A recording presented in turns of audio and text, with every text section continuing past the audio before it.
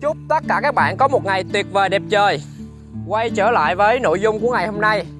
Thì hiện tại mình đã phủ chuối khoảng 200 gốc trên cái mảnh đất 5.000 m² này. Mình chọn trồng hai giống nha các bạn, giống chuối sứ và giống chuối hột. Thì tất cả các loại chuối nó đều có một cái đặc điểm là khi mà bạn trồng trên cái loại đất Hà Ly, đất đá non này, nó sẽ giúp cải tạo cái chất lượng đất, cũng như là qua thời gian khi mà bạn thu hoạch chuối rồi, bạn chặt gốc trở về trả lại cho đất á, thì nó sẽ tạo một cái lớp mùn hữu cơ rất là tốt, để sau này mà bạn có trồng rau hoặc là trồng những cái loại rau hữu cơ khác á, thì nó sẽ sinh trưởng và phát triển rất là nhanh luôn. Thì mình chọn là chuối sứ và chuối hột. Chuối sứ thì mình sẽ bán trái, và chuối hột là mình bán búp. Ở đây thì giá chuối vẫn ổn định các bạn, dao động tầm 7.000 đến 11.000 tùy vào cái mùa. Và tất nhiên là nên chọn vào dịp Tết thì nó sẽ có giá hơn rất là nhiều. Quanh cái khu vực mà mình đào ao đào mương này, mình xác định là sẽ thả ốc bươu đen và cá sặc rằn. Thì riêng ốc bươu đen thì mình đã có giống, mình gầy dựng một năm trước ở cái mô hình cũ mà mình làm bị không hiệu quả đó các bạn. Tuy nhiên thì cá sặc rằn mình đang nhập giống, nhưng mà chị trang trại giống cá hẹn mình một thời gian sau. Hiện tại thì giống cá đó ở đây ít người nuôi quá nên chị không có nhập về. Nhập về 1-2 kg thì tốn cước rất là cao. Đây các bạn, ở dưới mương thì có một con ốc bươu đen nó đang đẻ. Mình cho các bạn xem cận cảnh ốc bươu đen đẻ nha.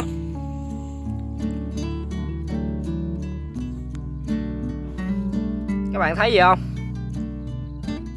Mình zoom kỹ là cho các bạn xem nhá. Đây là cận cảnh ốc bươu đen lên bờ, lên lục bình để trứng. Các bạn thấy cái trứng trắng của nó không? Nó đang lòi ra đó. Thì thời gian mà sinh trưởng của con ốc này là dao động khoảng 7 tháng các bạn. Các bạn nuôi mà để làm thương phẩm á, thì nuôi tốt nha.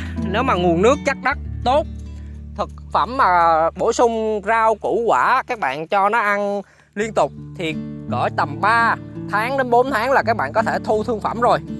Còn khi mà để cho ốc đẻ, các bạn phải xác định nuôi nó 6 đến 7 tháng nha. Nuôi tốt thì bắt đầu nó sẽ đẻ. Và con ốc đạt trọng lượng khoảng 15 đến 20 con 1 kg là tốt nhất, là ốc bố mẹ, ốc đẻ nha. Còn ốc thương phẩm thì dao động khoảng tầm 25 đến 30 con 1 kg. Giá thì nó luôn luôn ổn định. Mình không biết khu vực khác thì sao, riêng khu vực mình thì rất ít người làm những cái mô hình như thế này. Xa xa các bạn thấy vết tích còn lại của cháy không? Nắng nóng kéo dài các bạn. Rồi khi mà một ngọn lửa nó đi qua là nó cháy tàn như vậy. Còn riêng cái khu mình lúc trước nó cũng cháy nha. Đây cái tàn tích mà cháy nó còn sót lại, các bạn thấy những cái bụi xả mà cháy đen đen đó. Thì bây giờ mình đã phủ xăm sau mốc khoảng 17-18 ngày rồi các bạn. Thì mình đã phủ xăm chuối trước. Hiện tại thì mình trồng 2 hàng cách hàng. Ở dưới gốc chuối á, thì mình có gieo một hạt mướp các bạn. Khi mà mướp bắt đầu lên á, thì mình sẽ làm vàng. Mình ở đây mình có để một ít trụ để mình làm vàng. Mình làm vàng thứ nhất á, là nó sẽ phủ đất tốt để mình trồng những cái loại rau hữu cơ của mình, gồm có bạc hà, rồi chùm bao, mọng bát và cây thù lù nha. Đó là những cái cây vị thuốc nam rất là tốt cho sức khỏe, và ít người canh tác, ít người trồng về cái loại này. Thứ hai là các bạn thấy không, cái đống trụ đó, cái đống trụ mà mình quay đó là mình để mình làm vàng mướp đó. Và phía trước á, là mình đang xin thương lượng với chủ đất là xây một cái nhò chòi nhỏ nhỏ để mình thu mua nông sản các bạn. Thu mua nông sản ở đây và mình vận chuyển xuống thành phố Phan Thiết. Thành phố Phan Thiết thì cách nơi mình đang đứng đây là khoảng 20 km các bạn. Từ thành phố Phan Thiết lên mình ở km 14, qua quốc lộ là 14 cây, và từ đó vào mình khoảng 6 đến 7 cây nữa. Đây các bạn thấy sơ bộ thì mình đang chạy nước ở góc dưới kia nha. Cái hồ đó hồ cũ đó, hồ cũ mà hồi đó mình nuôi ốc bươu đen đó, năm trước đó. Thì bây giờ mình đem giống lớn ra ngoài mương này. Còn bên farm, bên này là bên mình mới vừa làm thôi. Nhưng mà năm trước á, mình có thử nghiệm trồng chưa móc mương móc đồ nha các bạn, chưa móc mương, chưa lên clip như thế này đâu. Mình trồng đu đủ, mình trồng 500 cây đu đủ, nhưng mà cái hiệu quả kinh tế nó không cao. Rồi tiếp theo đó mình chuyển đổi là mình trồng sả, rồi hiệu quả cũng không cao. Cái cây sả sinh trưởng và phát triển rất là tốt trên đất này, nhưng có một điều là cái đất này rất là cứng, đá không các bạn. Khi mà mình thu hoạch đó, sức người mà thu hoạch mỗi lần mà cuốc xuống mà để ấy xả lên đó, trời cực lắm. Nên mình thấy cái công sức mà bỏ ra nó lại không đáng, nó không có hiệu quả, nên mình không trồng luôn. Và mình đi học hỏi một số nơi để mà chuyển đổi những cái mô hình nó tốt hơn, nó hiệu quả hơn. Thì mình thấy cái loại đất mình có một cái chủ farm ở trên Ninh Thuận á, và một cái chủ farm ở Đắk Nông là mình mới vừa về. Có cái đá chuyền đồi các bạn, đá sỏi, đá chuyền đồi. Đá thì nó đất chuyền đồi nó tốt hơn đất này một tí nha, nhưng mà về cơ bản là nó cũng tương tự. Và cái trên đó họ cũng thiếu nước, nhưng mà họ chuyển đổi những cái mô hình móc mương như thế này và trồng chuối, cải tạo đất, sau đó là họ trồng nông sản các bạn, rất là hiệu quả và đạt năng suất rất là cao luôn. Nên mình về đây mình thử nghiệm, mình trồng và mình lên ý tưởng là liếp mương, tự thiết kế cái khu đất này. Và mình lại chủ đất là thương lượng rất là lâu mới cho móc và chuyển đổi như thế này các bạn. Vì một số nơi thì họ lại không cho móc để cải tạo. Mình thuê khu đất này 10 năm và chủ đất thì chỉ cho canh tác trên thôi. Và sau đó thì mình thương lượng để có thể cải tạo đất. Thứ nhất là nó tốt, thứ hai là cái cảnh quan này, sau này á, khi mà mình rời đi á, thì nó sẽ thành một cái khu vườn giống như khu vườn sinh thái các bạn. Nên là họ đồng ý luôn. Các bạn thấy sơ bộ về cái cảnh quan rất là đẹp ha. Miếng này ở gần mặt tiền nhưng mà rộng 8.000 m². Các bạn thấy cái giá trị đất hai mặt tiền luôn. Mặt tiền ở sau là mặt tiền của bờ kênh các bạn. Kênh đó là ô tô xe đi hai làn luôn. Đường ở phía trước là đường tỉnh lộ các bạn, đường tỉnh lộ, nhưng mà đường đó là nút thắt giao thông quan trọng luôn các bạn. Đó, nên cái sau này á, ở từ mình ra cao tốc á, cách khoảng 4 cây các bạn. Từ mình ra cao tốc Bắc Nam á, có 4 cây thôi, có đường lên luôn. Nên khi mà mình lên cái ý định xây dựng những cái farm ở gần cái khu vực này á, thì sau này nông sản á, mình có thể vận chuyển xuống thành phố Phan Thiết, nơi gần mình cách khoảng 20 cây.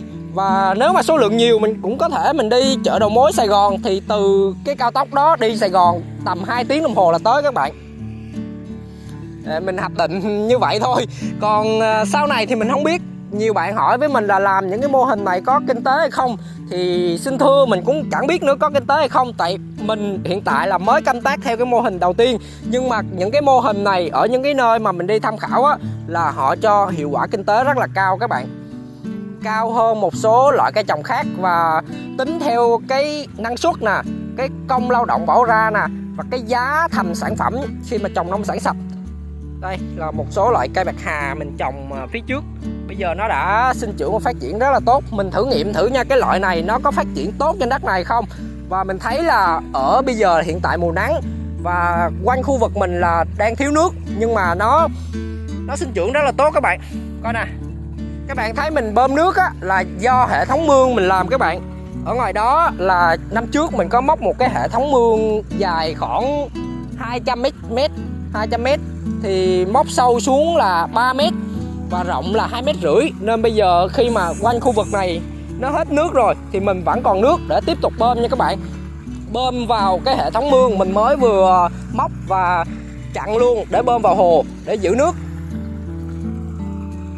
Đây có lục bình, có mấy cái có hai cái ổ trứng ốc bươu đen các bạn thấy không? Đó, hai ổ trứng ốc bươu đen đĩa đây. Đó, bắt đầu tháng này á trở lên là ốc bắt đầu sinh trưởng và đẻ rồi các bạn. Và khi mà ốc nó đẻ vào tháng này á, thì các bạn đây con ốc đây, nó đang ăn các bạn thấy không? Nó đang hở miệng đang ăn. Con ốc á mà sinh trưởng vào cái tháng này á, các bạn lưu ý á, là phải bổ sung. Nó đẻ các bạn phải bổ sung nhiều đồ ăn cho nó. Các bạn có thể mướp nè, bí nè, bầu nè, rồi một số loại mà rau bèo rồi đó là nó ăn được hết nha. Con ốc rất là dễ ăn, dễ nuôi nữa. Nhưng mà một điều là các bạn phải kiểm soát cái nguồn nước và cái chất lượng mà con giống nha. Chứ nhiều bạn khi mà mua giống mà vận chuyển đường xa á, và nó dễ chết lắm các bạn. Cái ưu điểm của con ốc bươu đen này nè, cái ưu điểm của nó là sinh trưởng và phát triển ở cái môi trường rộng, thì nó càng rộng thì nó càng phát triển nha. Cái mực nước của nó là từ 80 đến từ 80 cm đến 1 mét là đẹp nhất các bạn. Từ 80 cm đến 1 mét là đẹp nhất. Con này ốc đực các bạn. Ốc đực thì cái đuôi nó nhọn và nó dài hơn ốc cái. Ốc cái cái đuôi nó hơi bằng đó. Nó khi mà các bạn nuôi nó nha, ở mực nước này các bạn cho nó đồ ăn đầy đủ thì nó sẽ sinh trưởng phát triển rất là nhanh. Ốc thương phẩm thì tầm 3 tháng đến 3 tháng rưỡi là các bạn có thể thu được rồi. Còn như những con vừa rồi là ốc 5 tháng đến 6 tháng đó các bạn. Ốc như vậy á, thì nó đang vào cái độ sinh trưởng á, vào cái độ mà chuẩn bị đẻ á, thì các bạn đừng nên bán uổng.